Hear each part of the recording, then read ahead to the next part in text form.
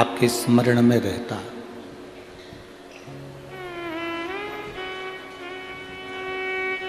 आप बातचीत करते हो तो उसका नाम निकल ही जाता है, उसका नाम आपको डायरी में लिखने की जरूरत नहीं पड़ती, उसका नाम आपके दिल में लिखा रहता है, उसका नाम आपके दिल में लिखा हुआ। आपको कोई कोई का नाम ऐसा होता है कि उसको डायरी में नहीं लिखते।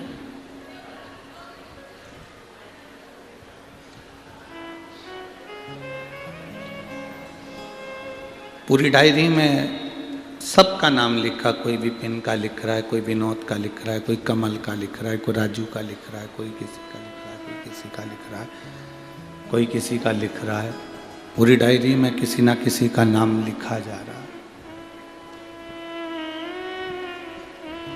पर कुछ नाम ऐसे होते हैं जो आपके दिल में होते हैं, तो उसको लिखने की जरूरत नहीं पड़ती, डायरेक्ट पत्रिका पे लिख देते हो, उसको निमंत्रण दे देते हो, उसको बुला लाते हो।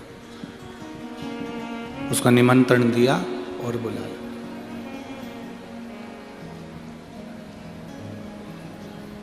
अर्थात वो नाम आपके दिल में है, डायरी पे लिखने की जरूरत नहीं है। डायरी पर उनके नाम लिखे हैं जो तुम्हारी याददाश्त में नहीं रहते। कभी कभी मिलते हैं, कभी कभी आते हैं, कभी कभी जाते हैं, कभी कभी उनसे मिलन होता है, कभी कभी उनका आमना सामना होता है, तो उनके नाम डायरी पर लिख लें, डायरी पर लिखेगा।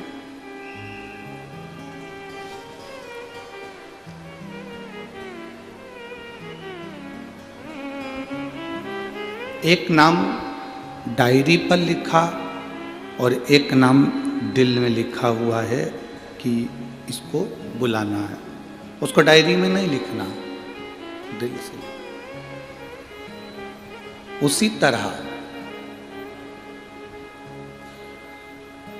दिल के जो नाम होते हैं उसको डायरी पर नहीं उतारा जाता, वो तो हर पल याद आ जाता है कि वो व्यक्ति अपने से जुड़ा है, वो अपने से लगा हुआ है, उसको तो मैं कभी भी फोन कर दूंगा, आ जाएगा, बातचीत हो जाएगी।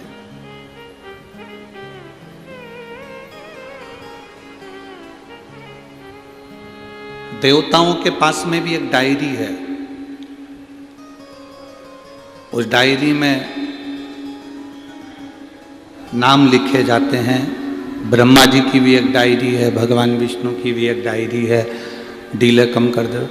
भगवान ब्रह्मा के पास एक डायरी है, भगवान विष्णु के पास एक डायरी है, चित्रगुप्त महाराज जी के पास एक डायरी है,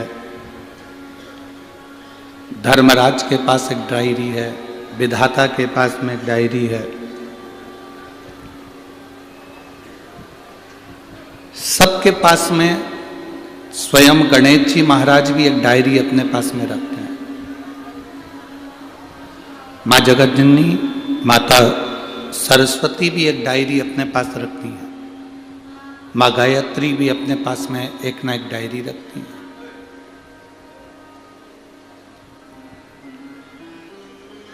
पर एक भगवान शिव ऐसे हैं जिनके पास में डायरी नहीं है, कोई डायरी नहीं। जो डायरी को अपने पास रखते हैं वो देव कहलाते हैं, जो अपने भक्तों को दिल में रखते हैं वो महादेव कहलाते हैं।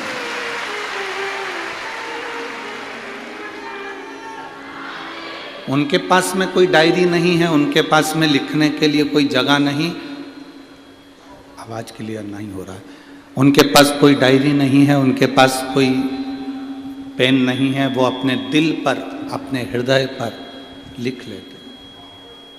अपने मन पर, अपने दिल पर जो लिख लिया लिख लिया, जो भक्त उनके दिल में आ गया वो आ गया। अब उसको लिखा नहीं जा रहा, उसको लिखना नहीं। और ये हमारा विश्वास कहता है, ये हमारा भरोसा कहता है, ये मेरा विश्वास कहता है कि जितने भी यहाँ शिव महापुराण की कथा को श्रवण कर रहे हैं और जितने टीवी चैनल के माध्यम से कथा सुन रहे हैं, जितने फेसबुक यूट्यूब के माध्यम से कथा सुन रहे हैं, जितने भगवान की कथा को श्रवण करने के लिए यहाँ पर आए हैं, जितने टीवी पर कथा सुन रहे हैं, फेसबुक यूट्यूब पर कथा सुन रहे हैं, आप सबको मेरे भोलेनाथ ने डायरी में नहीं लिखा, आप सबको मेरे भोलेनाथ ने अपने दिल पर लिखा, अपने हृदय में लिखा। उसको डायरी में लिखने का समय नहीं है। जो मुख से एक बार भगवान शिव का नाम ले लेता है, जो मुख से एक बार श्री शिवाय नमस्तुभ्यम कह लेता है, जो मुख से पंचाक्षर मंत्र नमः शिवाय कह लेता है, जो मुख से षडाक्षर मंत्र ओम नमः शिवाय कह लेता है, वो भगवान के दिल की डायरी में नोट हो जाता है, वो लिख लिया जाता है।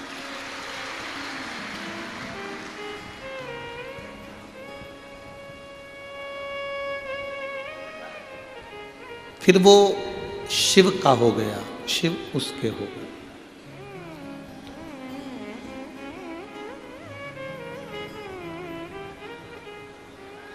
दुनिया में किसी का होना सरल है। शिव महापुराण की कथा कहती है, दुनिया में किसी का होना सरल है। आप किसी के हो सकते हो। आपने कह दिया मैं तो तुम्हारा हूं, मैं तो उनका हूं, मैं तो उनका हूं, मैं तो उनका हूं। दुनिया में किसी का होना सरल है, और शिव महापुराण की कथा कहती है दुनिया में किसी को अपना बनाना कठिन है, वो बहुत कठिन है। अब आपने करा क्या? ये शिव महापुराण के माध्यम से आप क्या कर रहे हो? शिव महापुराण के माध्यम से आप देवाधिदेव महादेव को अपना बना रहे हो, भगवान शिव को अपना बना रहे हो। भगवान ओगड़दानी को आप अपना बनाने का प्रयास कर रहे हो। एक शिव महापुराण में कामदेश के राजा का बड़ा सुंदर चरित्र कहा गया।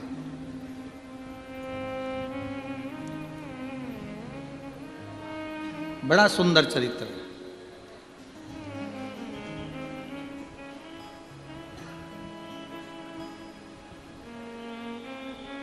कामदेव का राजा था, शिव महापुराण में उसका नाम आता है सुदक्षण।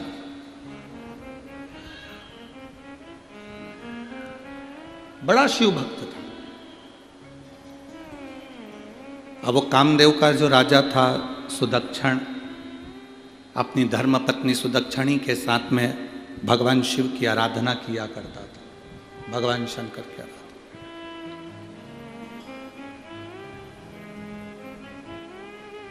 उसका एक नियम सबसे ज्यादा प्रबल था, सबसे भारी उसका एक नियम था कि वो कोई उसके दरवाजे पर, अगर राजा के दरवाजे पर कोई न्याय मांगने आता था या कोई भिक्षा मांगने आता था या उसके दरवाजे पर कुछ मांगने आता था, तो पहले वो सुदक्षण उससे 108 बार भगवान शंकर का नाम मुख से निकलवाता था। कल आपको कथा में कहा था, डीले कम कर दे बाबू, कल आपको कथा में कहा था कि कोई आपके दरवाजे पर मेहमान आया, आपके दरवाजे पर कोई अतिथि आया, आपने उसको चाय पिलाई, मेहमान को भोजन कराया, ठंडा मीठा जो भी खिलाना था खिलाया। बाद में वो मेहमान खा पी कर सोकर आराम कर कर 2 दिन में 3 दिन में चला गया, पर उस मेहमान ने आपके घर में जाकर शिवालय का दर्शन नहीं किया, तो उस मेहमान का आना बेकार है, और आपका मेहमान के प्रति जो रुझान है वो भी बेकार।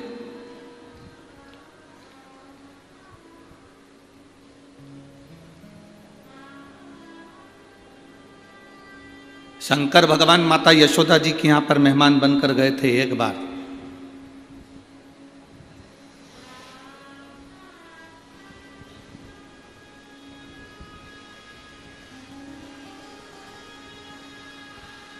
वो कहे श्री कृष्ण के दर्शन करने चले सदा शिव गोकुल, गली गली में शोर मचाए चले सदा शिव। क्या मांगने के लिए गाएं? भगवान कृष्ण का दर्शन। मेहमान आए और तुम्हारे दरवाजे पर आकर के कि हमें भगवान का दर्शन करा दो, तो समझ लो कि मेहमान भी सार्थक है और तुम्हारा घर भी सार्थक है, ये दोनों सार्थक है।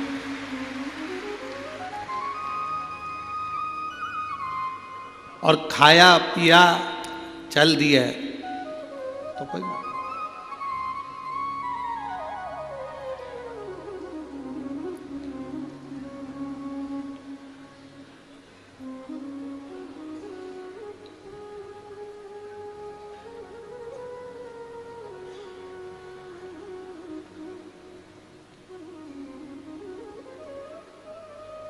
कई लोग आते हैं हमारे पास में फोटो लेकर, गुरुजी हम लड़की देखकर आए हैं, 10 लोग गए थे, लड़की देखकर आए, लड़के के लिए बहुत अच्छी है, व्यवहारिक है, गुरुदेव परिवार अच्छा है।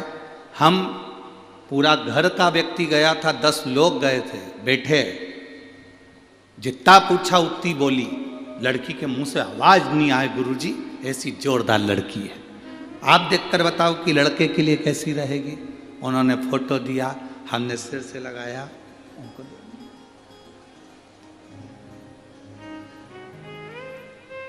10 लोग गए, एक शब्द नहीं बोली गुरुजी, इतनी सुशील लड़की है। हमने कहा अभी नहीं बोली है, जब वो बोलेगी तो तू भी डोलेगी, अभी काहे बोलेगी। अभी तो शादी ब्याह करना है, उसको भी मालूम है कि संबंध करना है तो थोड़ा मुख को दबा कर रखना पड़ेगा, कम बोलना पड़ेगा। हमने लड़की देखी, घर देखा, परिवार देखा, कुटुंब देखा, पर निवेदन है जिस लड़की के साथ लड़के की शादी कर रहे हो या लड़के के साथ लड़की की शादी कर रहे हो, एक बार जब लड़की देखने जाओ या लड़का देखने जाओ तो पहले उसके घर के मंदिर को, उसके घर के देवालय को, उसके घर के शिवालय को भी जरूर देखो। उसके घर के देवालय शिवालय को भी देखो कि वो सेवा करती कि नहीं करती, भजन के प्रति उसका भाव है कि नहीं।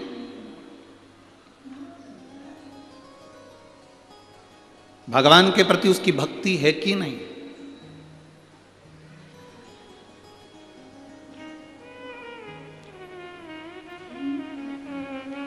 उसका भाव प्रबल है कि नहीं, ये उसके भीतर होना चाहिए। भक्ति का भाव अगर जागृत नहीं होगा तो जीवन का कोई सुख नहीं।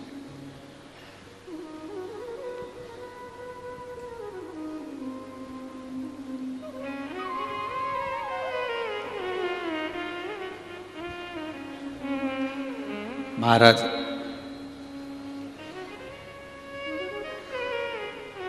एक कह देना, कर लेना अलग बात है। सास बहू से कह कि तू ये सोमवार का व्रत कर ले, पशुपति व्रत कर ले, सास के कहने पर बहू करे, वो एक अलग बात है। बहू के अंदर पशुपति व्रत के प्रति भाव जागृत हो जाए और जब वो व्रत करे वो एक अलग बात है, फिर महादेव सुनता ही है। फिर महादेव सुनेगा, ये पक्का है। फिर महादेव श्रवण करेगा, ये निश्चित है।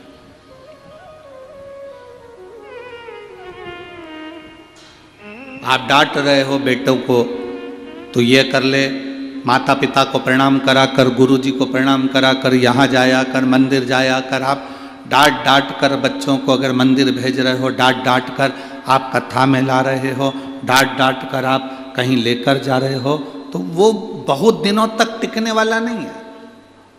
वो भजन बहुत दिन तक नहीं टिकेगा। आप में से कितने लोग हैं जिनके पास में जगदीश चौधरी जी गए हों या उनके भाई तुषार जी गए हों या भरत जी गए हों और उन्होंने आपसे मार ठोक के कहा हो कि नहीं तुम्हें कथा सुनना ही पड़ेगा, किसी को मार ठोक के कहा कि कथा में जाना पड़ेगा? कथा सुनने तो तुमको आना ही पड़ेगा, चाहे कुछ भी हो जाए।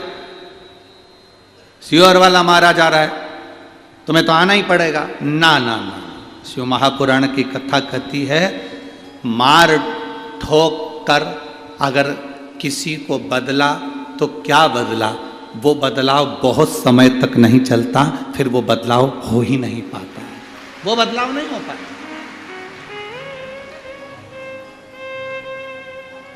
भय दिखाकर, डर दिखाकर किसी को बदला तो वो बदलाव नहीं होगा।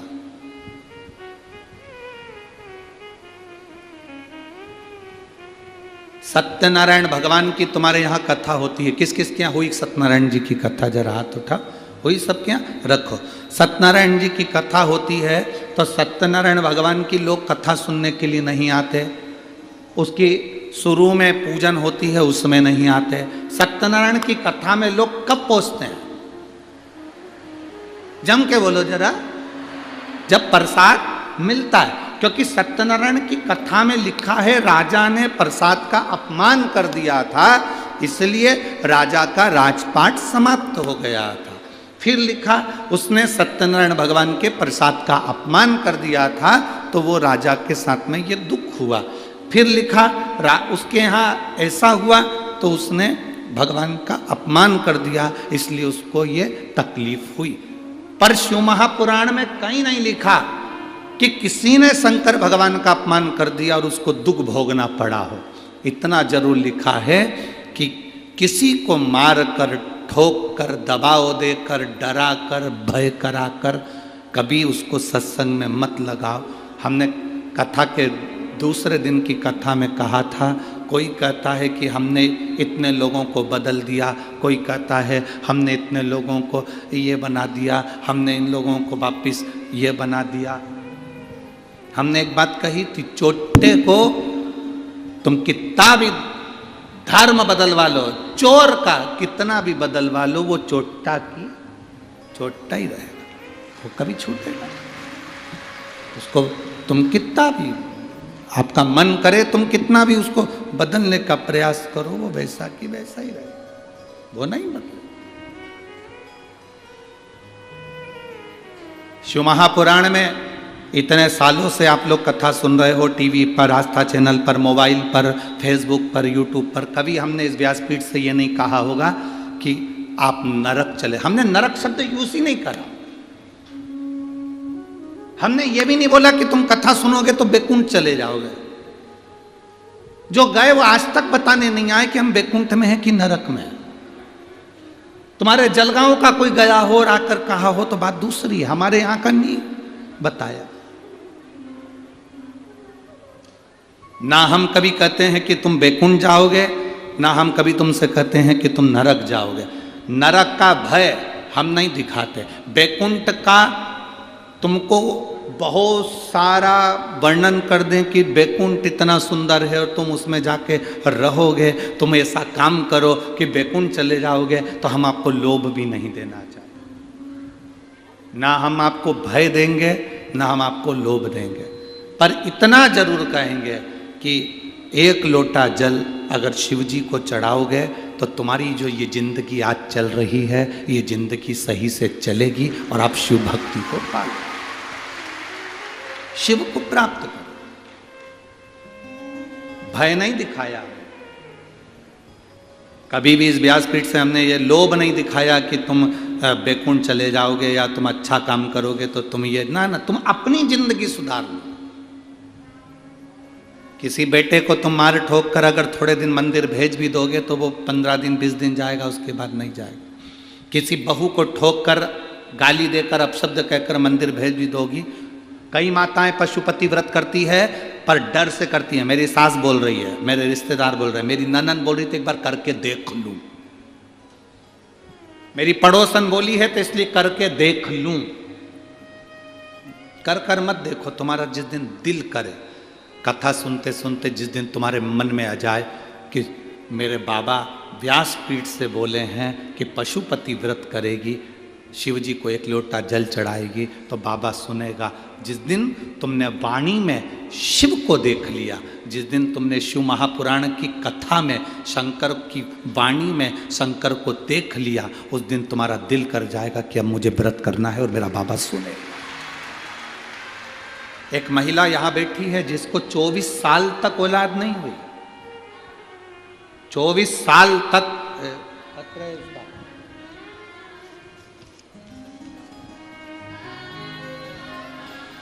मैं वैशाली जगदीश पाटिल, जगदीश गुलाबराव पाटिल, गांव दहीवद, तहसील सिरपुर, जिला धूलिया। बाबा कहीं बैठी हैं क्या? कहीं बैठी हो तो हाथ हिला सकती हैं। अगर कहीं बैठी हो तो हाथ हिला सकती हैं। मैं वैशाली जगदीश पाटिल, पत्र आप लोग टीवी पर पढ़ सकते हैं। मैं वैशाली जगदीश पाटिल, जगदीश गुलाबराव पाटिल, गांव दहीवद, तहसील सिरपुर, जिला धूलिया। गुरुजी, मेरे भोले बाबा का मैं क्या गुणगान करूं। हमारी शादी को 24 साल हो गए थे। कहीं बैठी हो तो हाथ हिला सकती हैं। बच्चा लाई है क्या साथ में? लाई है बच्चे को? लिया।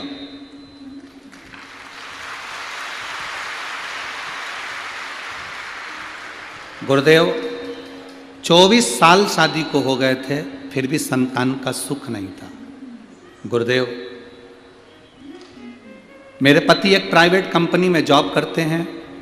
फिर एक दिन मेरी सहेलियों ने बात करते करते कह दिया कि तू आस्था चैनल पर कथा सुना कर। हमने सियोर वाले महाराज की कथा आती है, आस्था चैनल पर सुनना प्रारंभ कर।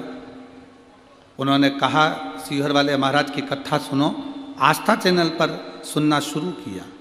जैसे आपने बताया वैसे सफ़ेद आंकड़े की जड़ का प्रयोग किया। 3 महीने के बाद बाबा ने ऐसी कृपा करी गुरुदेव, मेरा गर्भ ठहर गया। 25/6/2023 को मुझे बेटा हुआ है, जिसको लेकर मैं कथा के पंडाल में प्रणाम करने के लिए आई हूँ गुरुदेव। बच्चा छोटा था इसलिए और कथाओं में नहीं पहुँची।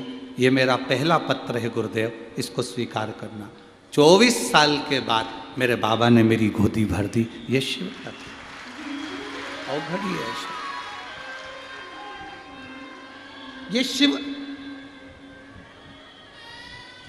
उसकी भक्ति। आज के जमाने के नवयुवक बेटा बेटियां 2 साल तक संतान को जन्म देने का प्रयास करते हैं, बाद में सोचते हैं कि अब हमारी किस्मत में नहीं है। 3 साल में सोचते हैं कि अब हमारे भाग्य में नहीं है। डॉक्टरों का इलाज चालू होता है, इलाज करवाना प्रारंभ कर देते हैं। 3 साल 4 साल में डॉक्टरों का इलाज करवाते करवाते करवाते 5-6 साल में थक जाते हैं कि अब हमारे घर में औलाद नहीं होगी, संतान नहीं, संतान का सुख नहीं होगा। थक गए ये सोच कर कि अब हमारे यहां औलाद नहीं होगी। आप में से कई माताएं ऐसी बैठी होंगी जो 4 साल बाद भी अगर संतान हुई होगी तो बड़ा सोचा होगा भगवान ने दे दी। 5 साल बाद भी संतान हुई हो तो विचार आया होगा भगवान ने दे दी। कितने साल आस लगाओगे आप संतान के लिए? मेरी माता यहाँ बैठी हैं, मेरी जीजी यहाँ बैठी हैं। ईमानदारी से बोलना, संतान के लिए कितने साल आस लगाओगे? 2 साल में हो जाए, 3 साल में हो जाए, 4 साल में हो जाए, 5 साल में हो जाए, 6 साल में हो जाए, 7 साल में हो जाए, 8 साल में हो जाए, 9 साल में हो जाए, 10 साल में हो जाए। 10 साल के बाद कोई आस लगाएगा क्या कि औलाद हो जाएगी? अरे बोलो तो जम के। 10 साल के बाद शादी के 10 साल निकल गए, उसके बाद कोई आस लगाएगा कि अब संतान हो सकती है? फिर भी मन नहीं माना।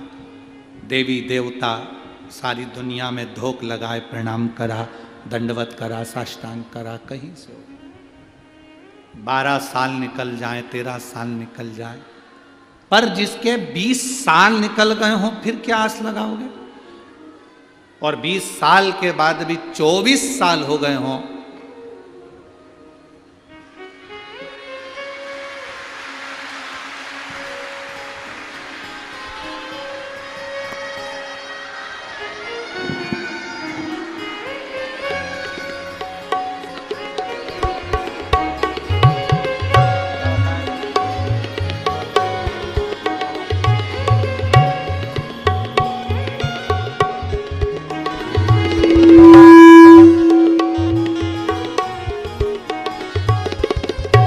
24 साल के बाद बाबा ने दिए, 24 वर्ष। एक जब सब जगह से आस समाप्त हो जाए, सब दूर से जब थक जाओ, सब अपने विश्वास से मत थकना, अपने भरोसे से मत थकना, अपनी दृढ़ता से मत थकना।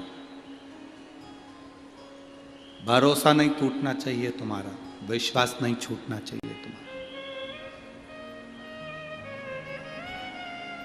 इस व्यासपीठ ने ना तो कभी आपको डराया कि आप नरक चले जाओगे, इस व्यासपीठ ने ना कभी आपसे कहा कि आप मरने के बाद बैकुंठ चले जाओगे। इस व्यासपीठ ने हमेशा एक ही बात कही कि जैसा कर्म करोगे वैसा फल भोगो, जैसा कर्म करो वैसा फल। मत बुरे कर्म कर बंदे वरना पछताएगा, भगवान की आंखों से तू बच नहीं पाएगा, तू बच नहीं पाएगा। अरे ओ अज्ञानी मत करना, अरे ओ अज्ञानी मत करना। तेरे कर्म का फल भी तू ही पाएगा, जैसा किया तूने तेरे आगे आएगा। मत बुरे कर्म कर बंदे वरना पछताएगा, भगवान की आंखों से तू बच नहीं पाएगा, तू बच नहीं पाएगा। बस शिव कथा कहती है आपकी दृढ़ता, आपका भरोसा छूटे ना। कई माताएं पशुपति व्रत कर लेती हैं किसी के कहने पर, बाद में उनका काम नहीं होता तो वो कहती हमने करा था, हमारा तो हुआ ही नहीं।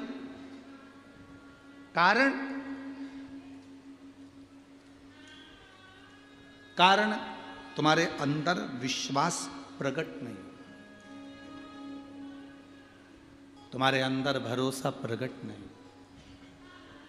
मेरी जीजियों, कथा सुनते सुनते जिस दिन तुम्हारे अंदर भरोसा विश्वास पक्का हो जाए, उस दिन तुम पशुपति व्रत करोगी या एक लोटा जल भी चढ़ाओगी तो तुम्हारा जो कार्य है वो सफल होकर ही रहे। पहले विश्वास तो प्रकट करो।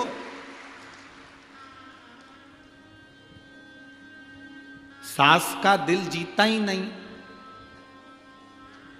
और सास की रकम चाहिए, दे देगी। जलगांव की दे सकती है, हमारे सीहोर की नहीं देगी।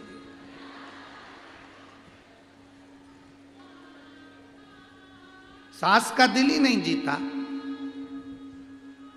सास का आदर नहीं कर रही, सम्मान नहीं कर रही, उसको माँ की तरह मान नहीं रही, उसको आदर नहीं दे रही, सम्मान नहीं कर रही, सत्कार नहीं कर रही, और आस लगा कर बैठी है कि मेरी सास मुझे रकम दे दे।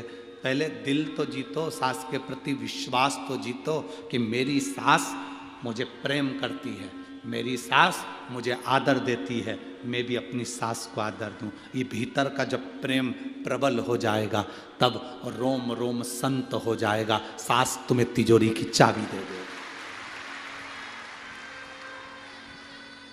भरोसा ही नहीं जीते तुम तो अब यार, और तुमने चालू कर दिया कि सास हमें सोने की रकम दे, सास हमको ये दे, सास हमको वो दे। ना ना ना ना, जलगांव की सास दे सकती है, सीहोर की सास नहीं देगी।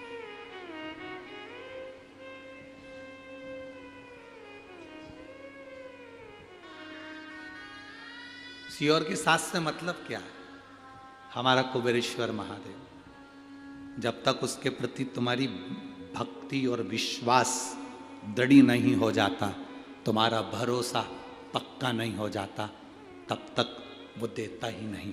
जिस दिन भरोसा हो गया तो सब लुटा देता है।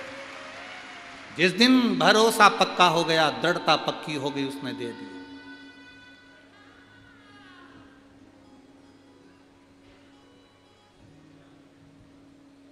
पहली कथा है जलगांव की, जिसमें 2 बोरी भराकर पत्र आ चुके हैं। आज चौथे दिन की कथा तक 2 बोरी पत्र। क्या दिया उन 2 बोरी पत्र में? पढ़ना। कभी तुम्हें फुर्सत मिले तो बैठ जाना और पढ़ना उसमें कि बाबा ने क्या दिया। विश्वास जिसका जागा, भरोसा जिसका जागा,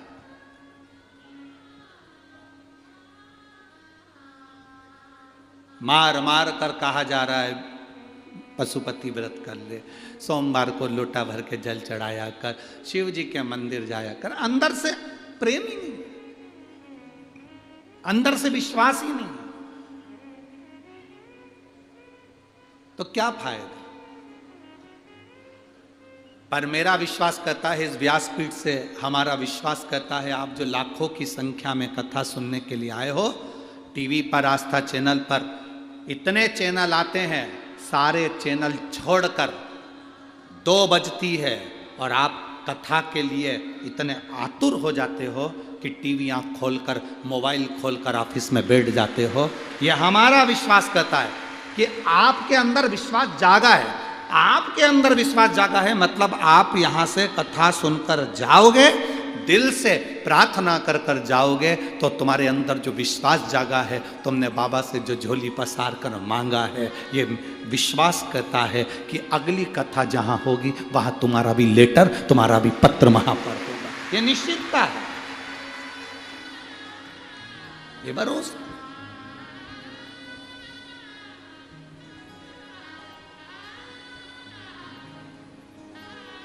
अरे खाली ना जाता कोई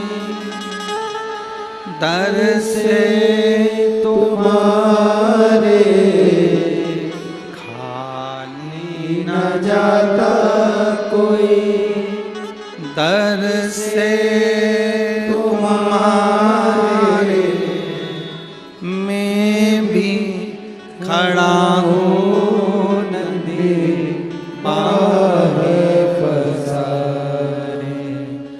अपने हृदय से लगा लो, लगा लो, गिरा जा रहा हूँ, उठा लो, भोले अपने दर से अब तो ना टालो, गिरा जा रहा हूँ, उठा लो। शिव कथा कह रही है, भगवान ओगढ़दानी का संवाद कर रहा है, शिव महापुराण की कथा कर। विश्वास जगाइए अपने भीतर, विश्वास, भरोसा। महाराज कामदेश के राजा सुदक्षण उनकी धर्म पत्नी के साथ सिंहासन पर बैठते थे और न्याय देते थे। न्याय देने के पहले उनका एक निर्णय था, दरवाजे पर कोई मांगने आएगा तो 108 बार नमः शिवाय, ओम नमः शिवाय कहे।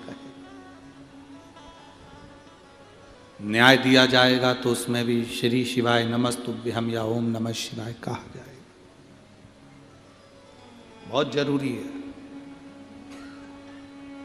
आप भी एक नियम बना लो, जलगांव की इस पवित्र कथा से, बड़े जटाधारी महादेव की इस पवित्र भूमि से, कि हम भी एक नियम बनाते हैं, हमारे दरवाजे पर अगर कोई मांगने आएगा तो पहले उसके मुख से हम नमः शिवाय, ओम नमः शिवाय या श्री शिवाय नमस्तुभ्यम कहलवाएंगे। रोटी का दान देने से पहले, धन का दान देने से पहले, अन्न का दान देने से पहले, सामान का दान देने से पहले हम नाम का दान देंगे। नाम का दान, राम नाम दे दो, कृष्ण नाम दे दो, शिव नाम दे दो, हरि विठ्ठल दे दो, पांडुरंगा दे दो, या तुम्हारा मन करे तो श्री शिवाय नमस्तुभ्यम दे दो। हम पहले नाम का दान करें, पहले हम नाम दान देंगे।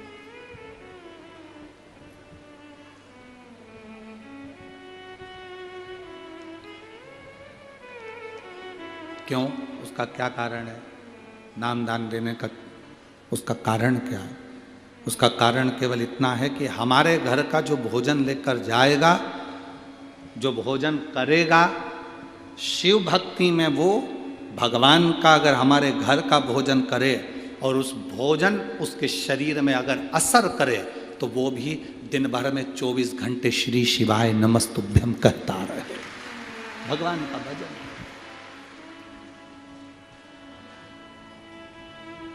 अभी एक महिला की वीडियो जलगांव की चल रही है।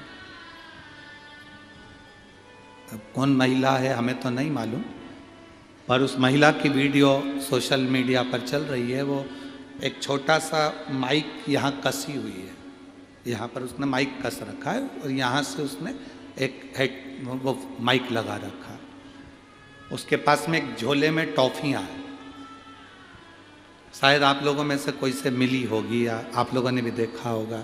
सबसे बोल रही है, पहले श्री शिवाय नमस्तुभ्यम बोलो, श्री शिवाय नमस्तुभ्यम, एक टॉफी निकाल कर दे देती है। श्री शिवाय नमस्तुभ्यम, एक टॉफी निकाल कर दे देती है। आपने देखा है क्या उसको? अरे बोलो तो जम के। तो वो रोड पे खड़ी हो जाती है, रोड पर। आप लोगों ने देखा है, किसी ने देखा है? वो तो वो रोड पर खड़ी होती है और रोड पे खड़ी होकर टॉफी रखती है, श्री शिवाय नमस्तुभ्यम, श्री शिवाय नमस्तुभ्यम।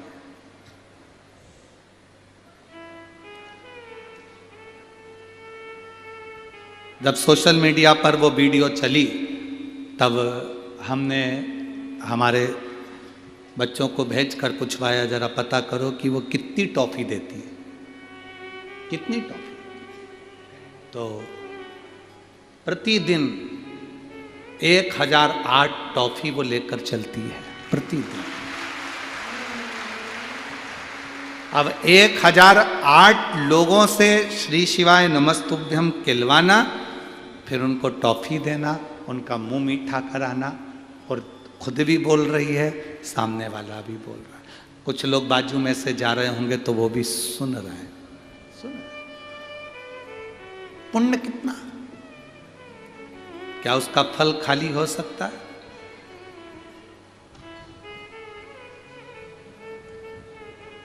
आते भी राम कहो, जाते भी राम कहो, सुबह और शाम कहो जय जय सीता राम कहो।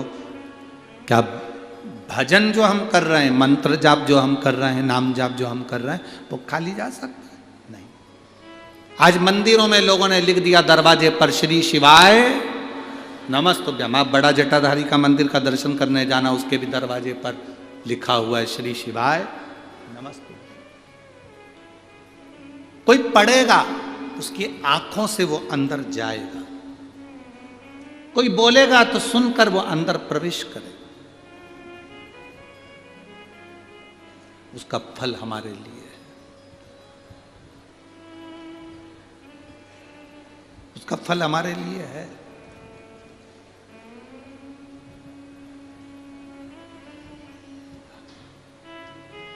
हम जपते हैं श्री शिवाय नमस्तुभ्यम,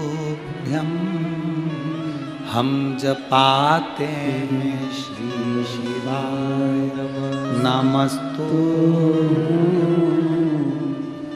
हम जपते हैं श्री शिवाय नमस्तुभ्यम, हम जपाते हैं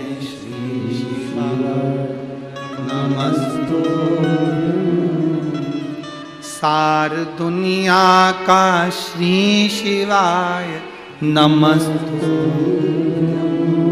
सार दुनिया का श्री शिवाय नमस्तुभ्यम, हम जपते हैं श्री शिवाय नमस्तुभ्यम, हम जपाते हैं श्री शिवाय नमस्तुभ्यम। हम शिव को हर पल नमन कर रहे हैं। श्री शिवाय नमस्तुभ्यम का मतलब है शिव तुमको नमन है, तुम्हें नमस्कार है।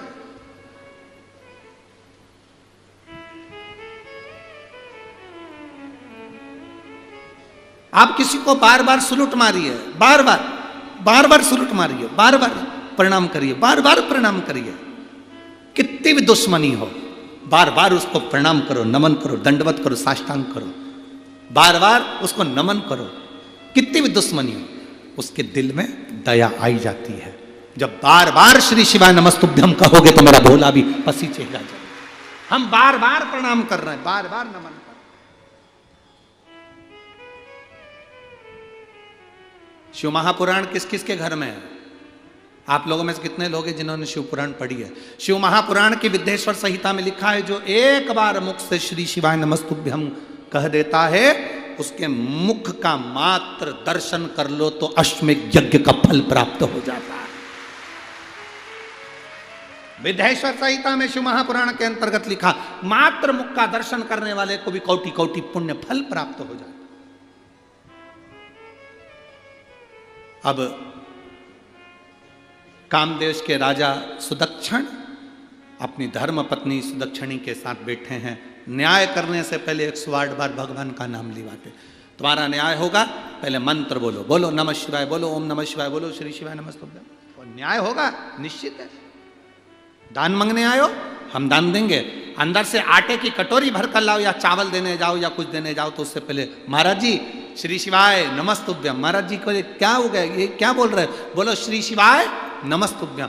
आटा दो, उसके पहले श्री शिवाय नमस्तुभ्यम होना चाहिए। चावल दो, उसके पहले श्री शिवाय नमस्तुभ्यम होना चाहिए। भंडारे में भोजन कराओ, रोटी दो, पूड़ी दो, सब्जी दो, चावल दो, उसके पहले श्री शिवाय नमस्तुभ्यम होना चाहिए। खाने से पहले श्री शिवाय नमस्तुभ्यम होना चाहिए। हम जो अन्न खा रहे हैं वो अन्न किसी का भी हो, हमारे अंदर जाकर पवित्रता का भाव करे और हमारे हृदय में भक्ति का संचार करे।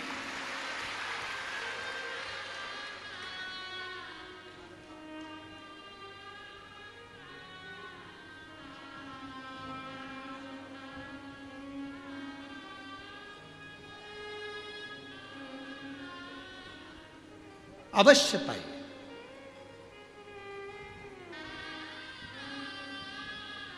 महाराज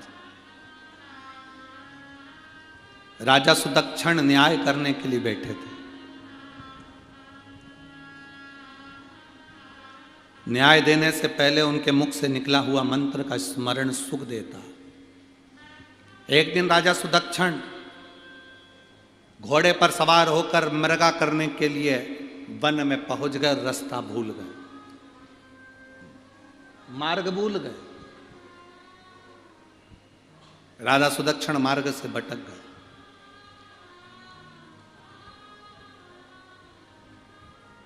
पर भीतर में जो मंत्र भरा हुआ था वो मंत्र डूबने नहीं देता।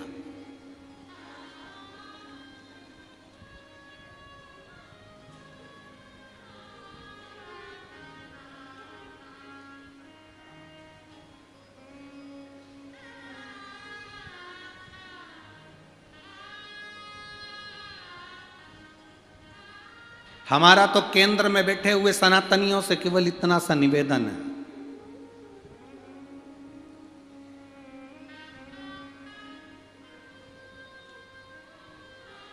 केंद्र में जितने सनातन धर्म के राजनेता सत्ताधारी बैठे हैं उनसे केवल एक ही निवेदन करेंगे, जब आने वाले समय में पूर्ण आनंद के साथ आप विराजमान हो जाएं, तब अपने स्कूलों की पढ़ाई में भारत के पाठ्यक्रम में रामायण, महाभारत, गीता इनको जोड़ देना चाहिए। भारत के पाठ्यक्रम में छोटे छोटे बच्चों के दिल में राम कृष्ण, क्योंकि हमने जो पढ़ा, आपने भी पढ़ा होगा, हमने भी पढ़ा, हमने जो पढ़ा केवल ये पढ़ा औरंगजेब कौन था, बाबर कौन था। हमने जो पढ़ा वो हमने केवल उनको पढ़ा। आने वाले भारतीय पाठ्यक्रम में, भारत की इस विद्या में रामायण, गीता और महाभारत होना चाहिए, जिससे नवयुवक बच्चे पढ़कर विद्वत हो कि कृष्ण कौन है, राम कौन है, भगवान राम का आनंद क्या है, वन जाने पर उन्होंने किससे मिलन किया, शबरी के दरवाजे पर बैठकर झूठा बेर खाया। यह पाठ्यक्रम में होना चाहिए। छोटे छोटे बच्चों के हृदय में वो चीज पहुंचना चाहिए। पाठ्यक्रम में पहले जब हम छोटे थे उस समय पर लिखने को आता था गाय का निबंध। आपको आता था कि नहीं आता था? जम के बोलो जरा। पहले छोटे थे तो लिखने को आता था गाय का निबंध, गाय का निबंध। हम लिखते थे गौ माता के 4 पांव होते हैं, 2 सींग होते हैं, लंबी पूंछ होती है।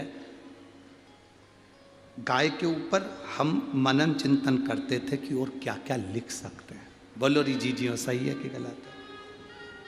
अब पाठ्यक्रम में से गौ माता का निबंध हटा दिया।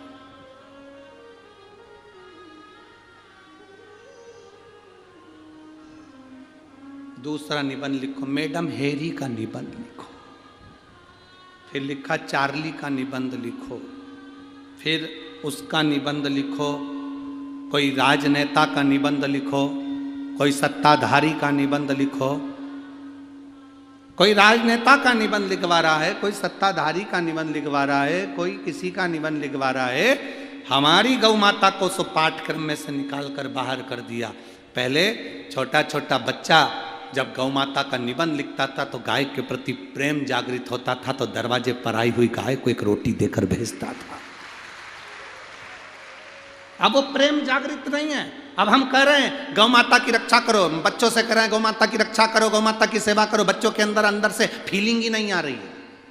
कुत्ते के प्रति फीलिंग आ रही है, पर गाय के प्रति बच्चों के अंदर फीलिंग नहीं आ रही है। बिल्ली के प्रति, कैट के प्रति, डॉग के प्रति उनकी फीलिंग आ रही है, पर गौ माता के प्रति फीलिंग नहीं आ रही है। उन्होंने तो सोच लिया गाय दूध देती है, बस अपने यही काम में आती है, और गाय दूध देना बंद कर दे तो घर से निकाल दे। मैं पूरे महाराष्ट्र को धन्यवाद देता हूं कि आपके यहां साल में एक बार बेल की पूजन होती है, जिसको पोला कहते हैं। आज भी भले ट्रैक्टर आ गए, फसल बोने के लिए ट्रैक्टर काम कर रहे हैं, ट्राली आ गई, गाड़ी आ गई, सब कुछ आ गया, पर महाराष्ट्र की पवित्र भूमि पर, इसलिए कहते जय महाराष्ट्र। इसलिए कहते जय महाराष्ट्र क्योंकि महाराष्ट्र की पवित्र भूमि पर पोला के दिन बेल की पूजन होती है, बेल को खड़ा कर कर पूजा जाता है। आज भी किसान भले ट्रैक्टर रख लेगा, किसान ट्राली रख लेगा, पर वो बेल जरूर रखता है, क्योंकि हमारे घर की पूंजी है ये नंदी, ये बेल, ये धर्म का प्रतीक है, इसकी पूजन होना चाहिए।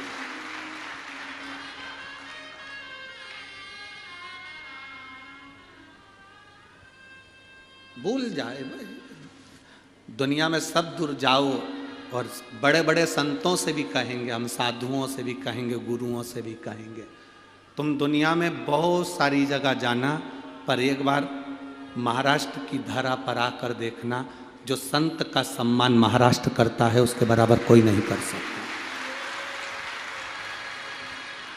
जो संत का सम्मान, साधु का सम्मान, गुरुजन का सम्मान जो महाराष्ट्र करता है वो कोई नहीं कर सकता।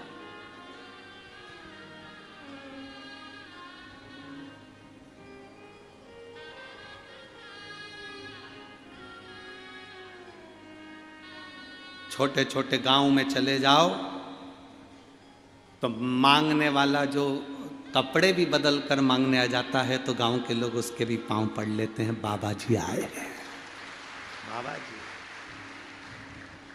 और बड़े बड़े शहर में चले जाओ, अच्छे से अच्छा विद्वान से विद्वान पंडित और महाराज भी चले जाए, तो पैसे वालों को लगता है मांगने के लिए आया होगा। अंतर है।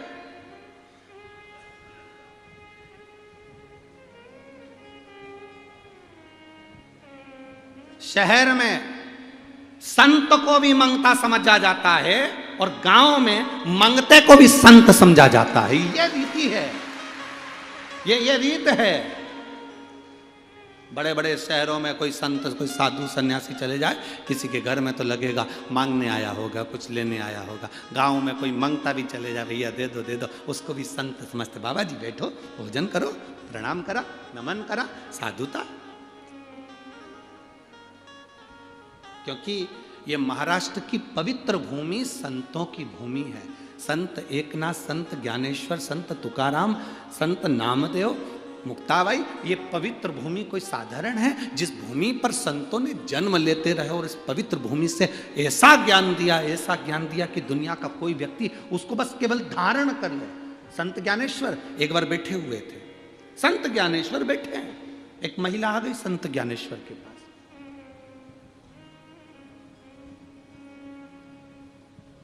संत ज्ञानेश्वर जी के पास में एक महिला आई, आकर अपने बेटे को साथ में लेकर आई और संत ज्ञानेश्वर जी के पास में आकर बोली, बाबा जी बाबा जी बाबा जी। बोले, क्या बात है, क्या हुआ? मेरा बेटा जो खाता है वॉमिटिंग कर देता, उल्टी कर देता, पछता नहीं।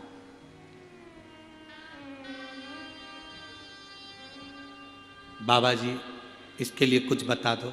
संत ज्ञानेश्वर ने कहा, मैं कल उत्तर दूंगा, तुम ले जाओ। बेटे को लेकर मां चली गई, बेटे को लेकर मां गई। दूसरे दिन मां फिर आ गई, बाबा जी मेरा बेटा कुछ भी खाता है उल्टी करता है।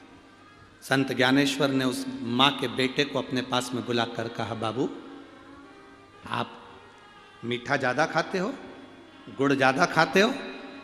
उस बच्चे ने मुंडी हिलाकर कहा, हाँ गुरुजी मैं गुड़ ज्यादा खाता हूं। अब मत खाना हो, आज से गुड़ खाना बंद कर दे तू। अब तो नहीं खाएगा मीठा ज्यादा, क्योंकि तू मीठा ही मीठा खाता है तो तेरे शरीर में मिर्ची कोई काम नहीं कर रही, नमक काम नहीं कर रहा। अब तो नहीं खाएगा? नहीं। उसने मुंडी हिला। महिला को गुस्सा आ गया। महिला को गुस्सा यह आया कि बताओ, इतनी सी बात बोलना थी तो मैं कल आई थी जब ही बोल देते। जब इतनी सी बात मेरे बच्चे को बोलना था कि गुड़ मत खाओ, इतनी सी बात को बोलने के लिए दूसरे दिन बुलाने की जरूरत क्या थी? इतना पैसा लगा कर आई, पैदल चलकर इतनी दूर आई, बताओ इतने बड़े महात्मा जी हैं, बोलना ही था तो कल क्यों नहीं बोला? महिला के मन में ये बात पेट में दुख रही थी तो महिला ने कह दिया महाराज जी से, महाराज जी संत ज्ञानेश्वर बैठे थे और कहा, महाराज जी मुझे आपकी एक बात अच्छी नहीं लगी। संत ज्ञानेश्वर ने पूछा, कौन सी? ये बात आपने मेरे बच्चे से कहा कि गुड़ मत खाना, ये बात आप कल नहीं बोल सकते थे, मुझे आज बुलाया बोलने के लिए। संत ज्ञानेश्वर जी ने कहा महिला से, मां तो कल जब बच्चे को लेकर आई थी ना, मेरे पास में कटोरा भर के गुड़ रखा हुआ था, मेरे पास में गुड़ रखा हुआ था और मैं तेरे बच्चे को खाने के लिए मना करता तो तेरे बच्चे के दिल में आता, गुरुजी खुद तो गुड़ खा रहे और मुझे मना कर।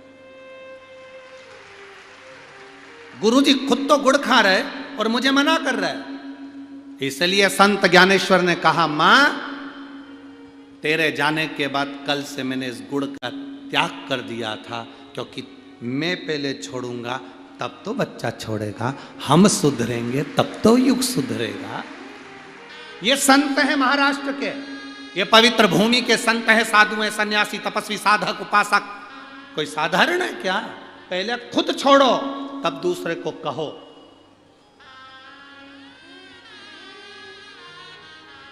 पहले खुद छोड़ो फिर दूसरे से कहो।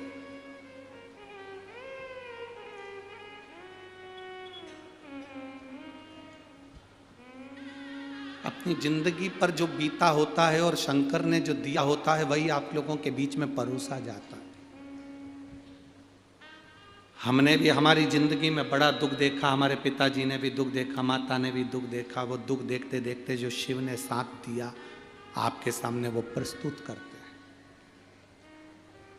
उस समय पर बाबा भोलेनाथ जब हमको साथ दे सकते हैं तो क्या आपको नहीं दे सकते? क्या आपको नहीं देंगे? पहले खुद भजन करो फिर दूसरे को प्रेरणा दो कि तुम भजन करो। घर की सास पहले पशुपति व्रत करे तब बहू को प्रेरणा दे। घर की सास पहले मंदिर जाकर एक लोटा जल चढ़ाए तब बच्चों को प्रेरणा दे कि मैं जाती हूँ चल मेरे साथ, मैं जाता हूँ चल मेरे साथ। घर का पिता पहले खुद मदिरा छोड़े तब बच्चे से कहे कि तू मदिरा मत पीना। घर का पिता पहले गुटखा छोड़े तब बच्चे से कहे कि तू गुटखा मत खाना। घर का पिता पहले सिगरेट बीड़ी छोड़े तब बच्चों से कहना कि सिगरेट बीड़ी मत पीना। तुम पी रहे हो, तुम खा रहे हो और बच्चों से आस लगा कर बैठे हो ये मदिरा नहीं पिएगा, ये गुटखा नहीं खाएगा, ये बीड़ी बिंडल नहीं पिएगा, तो तुम्हें देखकर वो जरूर पिएगा। पहले तुम्हें छोड़ना होगा तब वो छोड़ेगा। तुम छोड़ नहीं रहे और आस लगा कर बैठे हो मेरा बेटा राम बनेगा, मेरा बेटा राम बनेगा। तुम रावण जैसा चरित्र कर रहे हो। सुबह से घर में आए, गुस्सा इतना तेज, क्रोध इतना तेज, चिड़चिड़ चिड़चिड़। कई माताएं छोटे छोटे बच्चों को लेकर आती हैं, हमारे को गुरुजी बच्चे को आशीर्वाद दे दो, खूब चिड़चिड़ करता, खूब गुस्सा करता। कितने साल का? 2.5 साल का, 3 साल का, 5 साल का बच्चा इतना चिड़चिड़, इतना क्रोध, इतना गुस्सा कि सामान उठा के फेंक दे। इसमें लक्षण आए कहां से? ये लक्षण किसी दूसरे के नहीं है। एक जगदम्बा तेरे हैं और दूसरे तेरे भेरू के हैं। आस लगा कर बैठे हो, हमारा बच्चा राम बने, हमारा बच्चा राम बने, हमारा बच्चा राम बने। तुम्हारा बच्चा राम बनने को तैयार है रे, पर तुम दशरथ तो बनो, कौशल्या तो बनो। राम क्यों नहीं बनेगा? मेरा बेटा कृष्ण बने, तुम्हारा बेटा कृष्ण बनेगा, तुम यशोदानंद बाबा तो बनो। बनने में कहां देरी? आस कितनी सारी लगाई, आस लगाकर। एक माता पिता रास्ते में लड़ रहे थे। पिताजी कह रहे थे मैं बेटे को डॉक्टर बनाऊंगा, मां कह रही थी मैं इंजीनियर बनाऊंगी। दोनों की लड़ाई हो गई भयंकर। पति ने पत्नी को थप्पड़ खींच के मार दिया। पत्नी उधर रो रही, पति उधर रो रहा। वहीं से एक संत जा रहे थे, उनने पूछा क्या हो गया? लड़ाई हो रही है, किस बात पे? पति बोला मैं बेटे को डॉक्टर बनाऊंगा, पत्नी कह रही मैं इंजीनियर बनाऊंगी। संत ने कहा बेटे को बुलाओ, अपन अब भी पूछ लेते हैं। पति पत्नी दोनों बोले अभी तो वो पैदा ही नहीं हुआ, अभी पैदा नहीं, अभी हुआ ही नहीं है। अब जरा विचार करिए, जो पैदा ही नहीं हुआ उसके लिए कितना सोचना पड़ रहा है।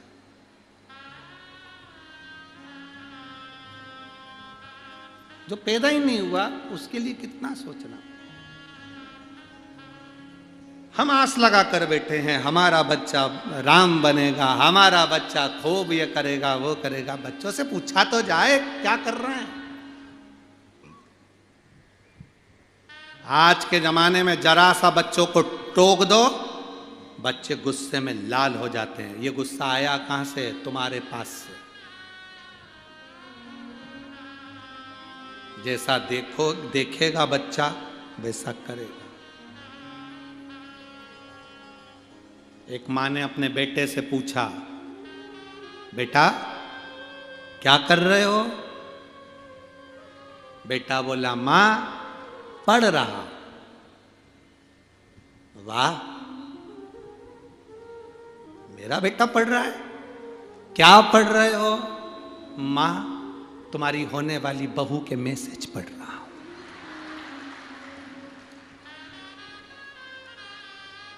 मां धन धना के थप्पड़ लगाए। मैं समझी कि तू पढ़ाई कर रहा है, तू ये पढ़ रहा है। ध्यान दे, हम सोच रहे हैं कि ठीक है। ना ना ना, थोड़ा सा पाठ्यक्रम में हमारे भी भगवान की ये रामायण गीता महाभारत के कुछ संवाद हमारे भारत की पाठ्य किताबों में, पाठ्य पुस्तकों में होना चाहिए, जिससे आने वाली पीढ़ी हमारी सनातन धर्म की ओर प्रखर होती चली जाए। धर्म की अधर्म का, प्राणियों में विश्व का। अब विश्व का कल्याण होगा ये निश्चित है, और उसमें पाठ्यक्रम में थोड़ा थोड़ा ये गीता रामायण हमारे शास्त्रों का होना जरूरी है, बहुत जरूरी। पहले माताओं आपसे पूछूं एक बात, आप लोग उत्तर दोगे? ए मेरी जलगांव की जीजी और मेरे जीजाओं, आप सब उत्तर देना। पहले आप जानते थे क्या कि शंकर जी के इस शिवलिंग में अशोक सुंदरी का स्थान कहाँ पर है? पहले आपको मालूम था क्या? पहले आपको मालूम था कि गणेश कार्तिकेय का स्थान कौन सा है? पहले आपको मालूम था क्या शंकर जी के ऊपर जो जल गिरता है वो शंकर जी की 5 लड़कियां हैं, जया, विषहरा, शामरी बारी, दौतली, देव? पहले आपको मालूम था कि फुलेरे का महत्व क्या होता है? ये सब चीजें जब हम अध्ययन में आए, ये सब चीजें जब हमने पढ़ना प्रारंभ करा, हमारा अध्ययन करना प्रारंभ करा, तब हमको मालूम पड़ा कि अशोक सुंदरी का स्थान कौन सा है, 33 कोटि देवताओं का स्थान कौन सा है, कहाँ जया विषहरा सामरी बारी दौतली देव का स्थान है, कहाँ गणेश जी और कार्तिकेय का स्थान है, कहाँ हम नहीं जानते थे कि वो पीला रोड के डिवाइडर पर जो पीला कनेर का फूल लगता है क्या वो शिव जी को इतना प्रिय है। हम तो चले जाते थे थूकते हुए, मुंह में तंबाकू खाया पीक दान जैसा रोडों पर थूकते हुए चले जाते थे। जब हमने कनेर के फूल का महत्व जाना तो पूरे डिवाइडर पर टार्च लेके फूल ढूंढते फिरे कि भगवान को चढ़ाना। महत्व को जिस दिन जान गए उस दिन हम फूल को ढूंढने चले, नहीं तो हमारी दृष्टि में तो ये फूल बेकार था, कोई काम का ही नहीं था।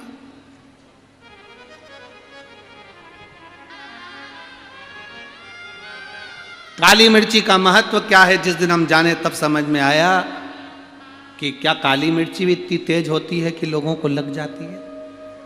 तब समझ में आया कि काली मिर्ची क्या है। ये तो लाल मिर्ची तो देखी थी। क्या श्री शिवाय नमस्तुभ्यम मंत्र की मूलता है? क्या एक लोटे जल में ये ऊर्जा आ जाती है? एक लोटे जल में वो आनंद का सुख आ जाता? हमने जपा, स्मरण किया तो मालूम। आज सबसे बड़ी प्रसन्नता की बात यह है, भारत की भूमि पर पूरे विश्व में, भारत में ही नहीं विदेश में भी आज प्रसन्नता इस बात की होती है कि लोग अब कहीं इधर उधर आडंबर में, ढोंग ढकोसले में कोई नहीं फंस रहा, सब शंकर जी के मंदिर में एक लोटा जल चढ़ाने जा रहे। अब ढोंग ढकोसले में कोई नहीं जाता, आडंबर में कोई नहीं जाता। अब कोई इधर उधर भटकता नहीं है कि किसी के यहाँ जाएंगे, कोई घूमेगा बताएगा, फिर वो हमको बोलेगा कि तुम्हारे घर में ये दुख है कि तकलीफ। ना ना, आज के जमाने में तकलीफ है, शिव जी का मंदिर है। दुख है, शिव का मंदिर है। बीमारी है, शिव का मंदिर है। कष्ट है, शिव का मंदिर है। जाओ बाबा की शरण में जाओ। आज के समय में लोग शिव है और उसके सिवाय कुछ भटकना छोड़ दिया लोग। अब राजा सुदक्षण, कामदेश के राजा सुदक्षण चले मार्ग से भटकते भटकते भटकते भटकते जब मृगा करने के लिए चले तो वन में से मार्ग भटक गए। मार्ग भटके एक ऋषि के, एक मुनि के आश्रम में पहुंच गए। मुनि के आश्रम। अब जब मुनि के आश्रम में पहुंचे तो राजा सुदक्षण नीचे उतरे। उनको बहुत प्यास लग रही थी, बहुत भूख लग रही थी। उन्होंने प्रणाम करा। मुनिवर के आश्रम में जैसे ही गए तो मुनिवर तो ध्यान साधना में लीन थे। ध्यान साधना।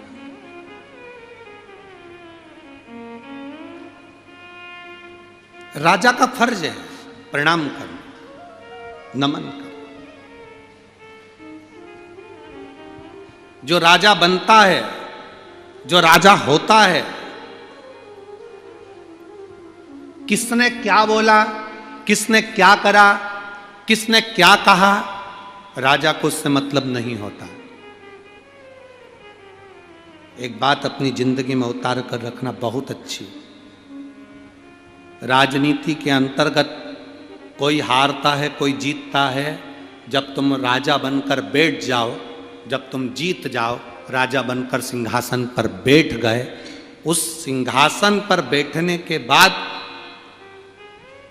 जब तक तुम सिंहासन पर नहीं बैठे थे उस बीच में दौड़ में, उस दौड़ के अंतर्गत कोई कुछ कहे, कोई कुछ कहे, कोई कुछ कहे, कोई कुछ बोला, ध्यान से हटाकर राज सिंहासन पर बैठो। और जैसे बच्चा होता है, बच्चा थोड़ी देर में भूल जाता है कि मेरी किससे लड़ाई हुई थी। बच्चा थोड़ी देर में भूल जाता है कि मेरा किससे झगड़ा हुआ था। सिंहासन पर बैठने के बाद जब तुम जीत जाओ और सिंहासन पर बैठ जाओ तो तुम्हें भी यह भूल जाना चाहिए कि कौन ने मेरा साथ दिया था कि नहीं दिया था। दिया ना दिया उसका, कि मेरा साथ इसने नहीं दिया, इसने मुझे गाली दी, अब शब्द कहा, ताने दिया, आड़ा तेड़ा, ना ना, हम राज सिंहासन पर बैठे हैं, हमारी सत्ता पर बैठे, अब हमें विचार नहीं करना। प्रजा सब तुम्हारी है, जितनी प्रजा है वो तुम्हारी है। राजा सुदक्षण जब मुनिवर के यहां पहुंचे, आश्रम में पहुंचे, आश्रम में पहुंचकर उन्होंने प्रणाम कर कर कहा, मुझे बहुत बहुत भूख लग रही है, बहुत प्यास लग रही है। मुनिवर मुनिवर मुनिवर मुनिवर मुनिवर आवाज लगा रहे हैं, मुनिवर आराम कर रहे, भगवान का भजन कर रहे, विश्राम कर रहे, भगवान की स्तुति कर रहे, जा नहीं। थोड़ी देर बाद मुनिवर के नेत्र खुले, और मुनिवर के नेत्र खुले तो मुनिवर ने कहा, क्या बात है राजन, क्या हो गया आपको, कैसे आना हुआ? राजा कहते हैं, महाराज जी रास्ता भटक गया हूं, भूख प्यास लग रही है, इसलिए आपके आश्रम में आया।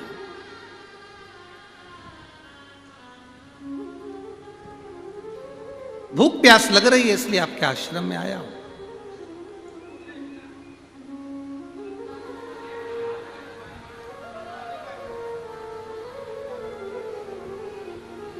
कभी कभी ऐसा हो जाता है, कभी कभी।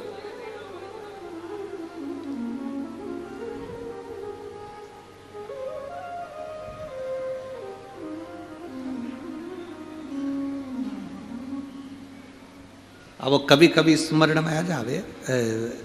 आज एक आप लोगों को मालूम होगा कि हम शुरू के 7 दिन की कथा में से 3 दिन तो नहीं मिलते, पीछे के 2-3 दिन जो रहते उसमें थोड़ा सुबह के समय मिलन हो जाता है।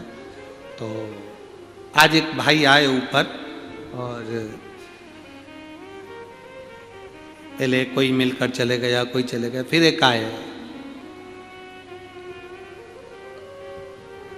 माला लाए थे, हमने उनको पहना दी, प्रणाम करा। उन्होंने कहा, गुरुजी आपसे कुछ चाहिए। हमने कहा, बोलो क्या चाहिए? हमने कहा, श्री शिवाय नमस्तु। नहीं नहीं, ये तो हो गया, पर आपका जो भोजन बना है ना, उस भोजन में से हमको थोड़ी सी सब्जी और रोटी दे दो। अब हमने कपिल महाराज जी से कहा, जाओ अंदर मूंग की दाल और रोटी जो रखी है, अब हम बिना घी की तो हम रोटी खावे, और मूंग की दाल प्रतिदिन पावे, तो वो अब हम रोटी भी उतनी बनवाते हैं ऊपर जितनी हमको पाना रहती है, 2 रोटी 2.5 रोटी जो पाले सो तो पाले। अब वही कटोरे में उसन कर कपिल महाराज जी रख दिए मिसका, कि गुरुजी अभी सबसे मिलकर आएंगे, भोजन पाएंगे और विश्राम पाए। हमने कहा उसमें से लाओ, तो वो उसमें से लाकर उन्होंने उनको चम्मच भर दिया। अब वो बोले, इसमें तो नमक नहीं है। हमने कहा कि ये तो बाबा का प्रसाद है, जो महाराज बना देते हैं वो पा लेते, इसमें नमक नहीं है। हमने कहा बस यही तो बात है, आज तक महाराज जो बनाया हमने उसमें आज तक नहीं कहा कि इसमें नमक है कि नहीं है।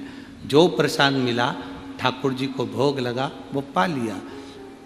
आप जिस दिन प्रसाद में से नमक ढूंढना बंद कर दोगे, उस दिन शिव आपके भीतर स्वयं आकर बैठना प्रारंभ कर।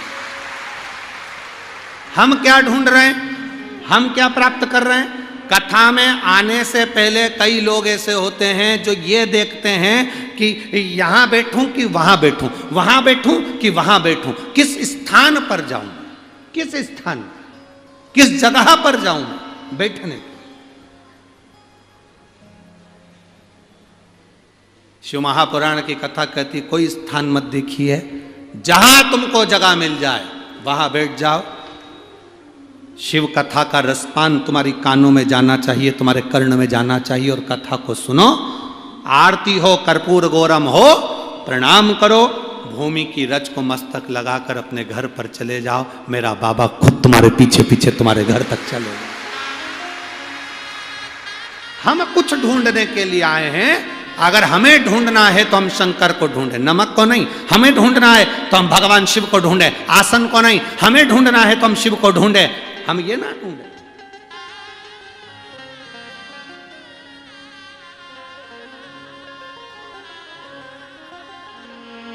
वो कौन से मठ के महाराज जी आए थे यार? वहाँ कहाँ से आए हुए थे वो? आशीष के स्मरण में होगा। कौन से मठ के थे वो? वहाँ के महाराज जी आए भुसावल से, तो भुसावल से आए हुए थे। तो वो भुसावल से आए तो उनको मालूम था गुरुजी 10:30 बजे महाप्रसाद पावे सो, तो भुसावल से आए। तो उन्होंने आते से ही कहा हम कुछ नहीं लाए हैं, केवल बैंगन का भरता लाए।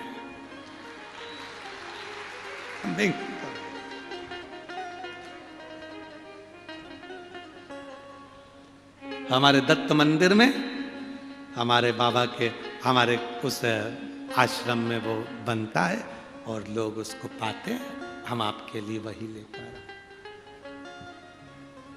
बड़ा भाव देखिए उनका, दिल देखिए। अब ये प्रसाद है, ये प्रसाद। हम जब यहां से किसी को बेलपत्र देते हैं ना, तो हम शिव जी से ये कह देते हैं कि ये लेकर जा रही है ना, तो ये प्रसाद है, ये खाए ना, बस इसके जितने तकलीफ दुख हैं, कष्ट हैं, सब दूर कर दे। प्रसाद की मूलता क्या है? प्रसाद की महत्वता क्या है? कि हम जब पाएं तो प्रभु का दर्शन साक्षात हो जाए, साक्षात दर्शन, साक्षात दर्शन। अरे भाई, कोई करोड़ों की पूंजी से, धन से, वैभव से नाम नहीं होता। धन और वैभव से नाम नहीं होता। एक संत थे, वो संत एक गांव में गए, और गांव में गए तो उन्होंने, कई लोगों ने उनको भोजन करने बुलाया, तो उन्होंने मना कर दिया, मैं भोजन करने नहीं जाऊंगा किसी के यहाँ। क्यों? मैं केवल भोजन लखपति के घर में करता हूं। कौन बोले? कौन बोले? संत बोले, मैं भोजन केवल लखपति के घर में करता हूं, मैं किसी के घर भोजन करने नहीं जाऊंगा। पूरे गांव में चर्चा हो गई, ऐसा महाराज किस काम का? बताओ, ये तो ढोंगी है, ये तो प्रपंची है। बताओ, लखपति के घर का भोजन करता है, गरीब कहां जाएंगे? गरीबों के घर का भोजन कौन करेगा? गांव में थू थू होने लगी। महाराज जी का एक शिष्य था, उस शिष्य ने कहा, गुरुदेव आपको भोजन करने नहीं जाना था, मत जाते। पर ये क्यों कहा कि लखपति के घर का भोजन करता हूं? सबका विचार गलत हो गया। गुरुजी ने कहा, तू मुझे जानता है ना कि मैं लखपति किसको कहता हूं? मैं जानता हूं गुरुजी आपको कि आप लखपति किसको कहते हैं, तो तुझे समझाना था ना कि लखपति मैं किसको कहता हूं। संत की वाणी को समझना कठिन है। संत जो बोलता है उसकी वाणी को समझना सबसे कठिन काम है। संत कहते हैं तुझे समझाना था कि मैं लखपति किसको बोलता हूं। अरे गुरुजी मेरी बात कौन समझेगा? मैं जानता हूं कि आप लखपति किसको कहते हो। जिसने एक दिन में 1,00,000 बार भगवान का नाम लिया हो, तुम भोजन उसके घर में करते हो, वो लखपति है। धन से कोई लखपति नहीं होता। जो भगवान का भजन 1,00,000 बार कर ले एक दिन में, वो गुरु कहते हैं मैं उसके घर का भोजन करता हूं। कोई धन से लखपति है तो वो शून्य है, वो भिखारी है। जो भजन से लखपति है वो करोड़पति है। भजन से लखपति है।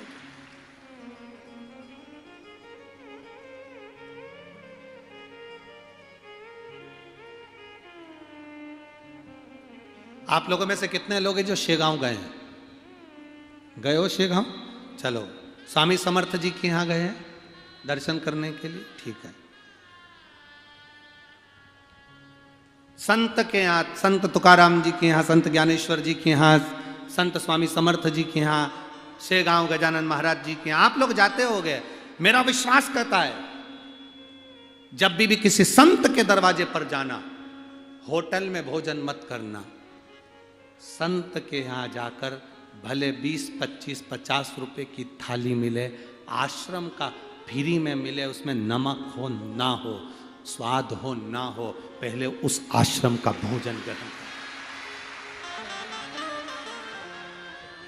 आप में से कितने लोग हैं जो गजानन महाराज जी के यहाँ भोजन करके आए? शेगांव करके आए हो? स्वामी समर्थ बाबा के यहाँ करके आए हो? टिक्कड़ भले बैंगन का भरता मिले, चाहे रोटी का टिक्कड़ मिले, कभी आप धुनी वाले दादा के यहाँ जाना, वहां पर भी अगर आप गए होगे तो टिक्कड़ जो मिले आश्रम में, भले 25 रुपए की थाली मिले, 50 रुपए की मिले, 10 रुपए की मिले, चाहे 10 रुपए 50 रुपए कितने की भी मिले, चाहे फ्री में मिले, पर होटल का खाना तुम कभी भी खा लेना, पर तुम जब किसी आश्रम में प्रवेश करो, किसी भगवान के मंदिर में जाओ, किसी गुरु के दरवाजे पर जाओ, तो वहां मांग कर खाना, भैया आपके यहाँ का थोड़ा सा टिक्कड़ दे दो, थोड़ा सा मेरे को भोजन दे दो। क्यों? गुरु के दरवाजे का, संत के द्वार का, भगवान के द्वार का जो भोजन होता है वो हजारों अंदर के रोगों को समाप्त कर देता है। क्योंकि संत क्या इतना भजन होता है, संत क्या इतना भजन होता है, गुरु क्या इतना भजन होता है, साधु क्या इतना भजन होता है, तपस्वी क्या इतना भजन होता है, इतना भजन होता है कि वो समाप्त कर देता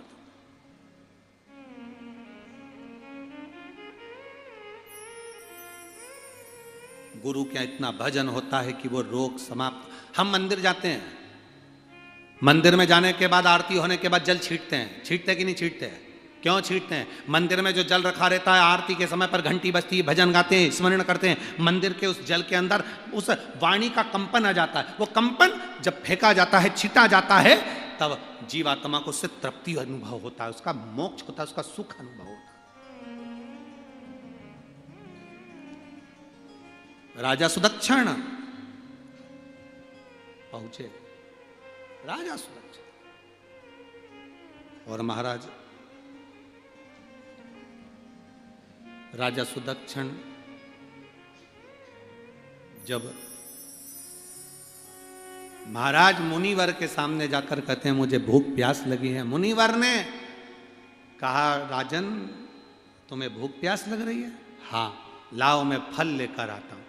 अंदर गए, संत ऋषि गुरुवर के घर में जो मिल जाए, उसमें नमक है ना है, स्वाद है ना है, संत ऋषिवर गुरुवर के दरवाजे से जो मिल गया उसे पा लिया, उसे पा लिया।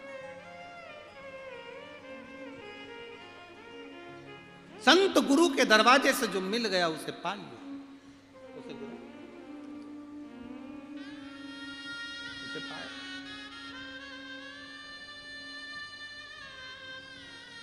महाराज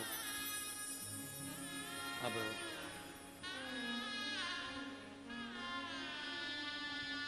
कई लोग कुबेरेश्वर धाम आते हैं, सीहोर, बहुत सारी होटलें खुल गई हैं, बहुत सारे लोग, ढाबे हैं, सब दूर।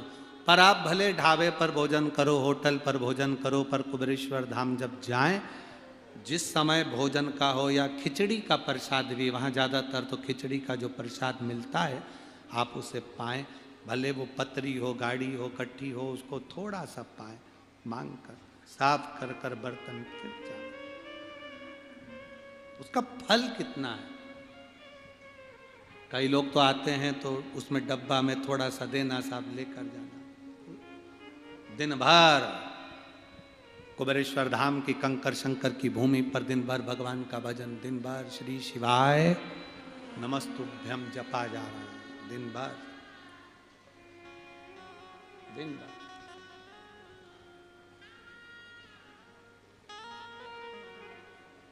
जपो संत के यहां, साधु के यहां, गुरुजन के यहां कुछ पाए। राजा सुदक्षिण मुनिवर के यहां जाकर कहते हैं मुझे भूख लगी है। कोई आपसे कहे कि गुरु के घर का ना खाइए, कोई आपसे कहे कि मंदिर का ना खाइए, कोई आपसे कहे, आप इतना सा कहना मंदिर का धन नहीं खा रहे, हम गुरु का धन नहीं खा रहे, हम तो गुरु से मांग कर उसके मुख का जो अधरामृत है, उसके भजन का जो अधरामृत है, वो हम मांग इसलिए रहे हैं कि हमारे भीतर के विकार, रोग समाप्त हो जाए, भीतर की तृष्णा समाप्त हो जाए, भीतर की तृष्णा। महाराज